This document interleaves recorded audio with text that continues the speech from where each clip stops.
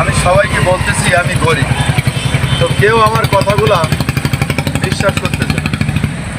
এদিকে আমার খাওয়া হচ্ছে না, অথচ আমি যে গরিব এটা কেউ মানতে চায় না। তা আপনার তো দেখি তো মনে হয় না যে আপনি গরিব। হ্যামস্যাম দেখলে শুধু হবে না, শুধু দেখবেন হ্যামস্যাম এটা হবে না।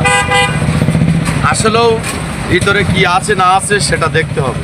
ভিতরে বাহিরে, অন্তরে অন্তরে, অন্তর দিয়ে দেখতে হবে, ভিতরটা বুঝতে হবে, বোঝার চেষ্টা করতে হবে, জানতে হবে। তার নামই একটা মানুষ।